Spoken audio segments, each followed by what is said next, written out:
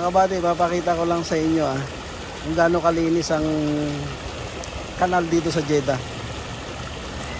Yan napakalinis halos pwede kang maghilamos. Bali dun siya galing, yung mga bahay-bahay dyan dyan galing yan, yung tubo na yan, lahat dyan. May babae. Diba? Hindi naman sa inaano kong Pilipinas, ganun sila kadisiplinado rito. Yan diretso sa dagat.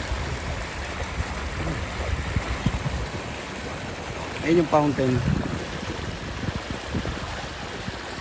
pinakamataas sa buong mundo. World record yan mga kabady, Guinness World of Record.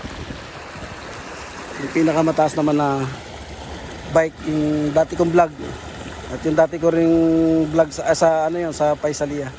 Tsaka yung dati ko rin vlog na yung fountain sa yung flagpole, malapit sa amin yun, pinakamataas sa buong mundo. Tatlo na yun.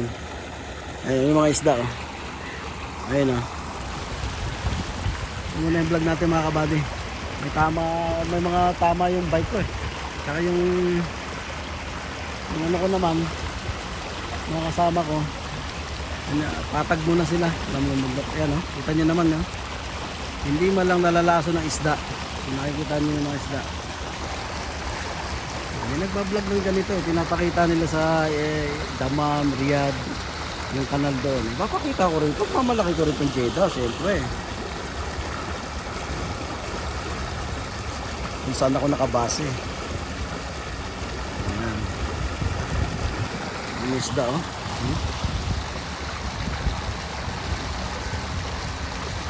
sa bawan yan, press na press. Kabady, linaw halos pwede ka maghilamos.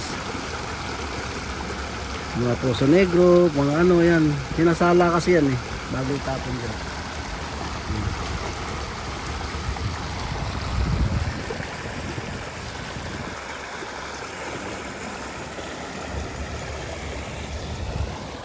Tambayan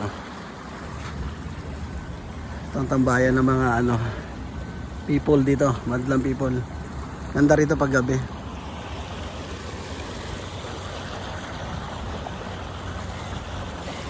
Balik tayo dito. Hindi natin pwede videoan dito bunda, baka bawal Coast Guard yan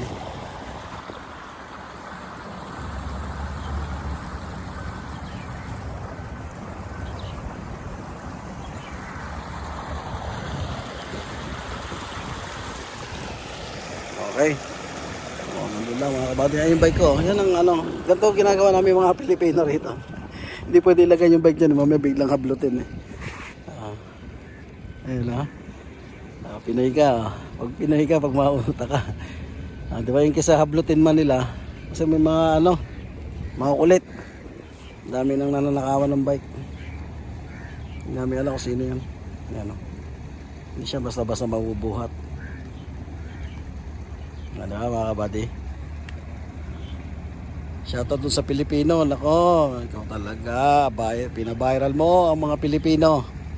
Sugar roll daw pala yun mga kabady, sabi ni istorya ni Juan. Hinahanap na rin siya ng mga kasama niya sa nila, sa accommodation nila. Nagtatago na daw.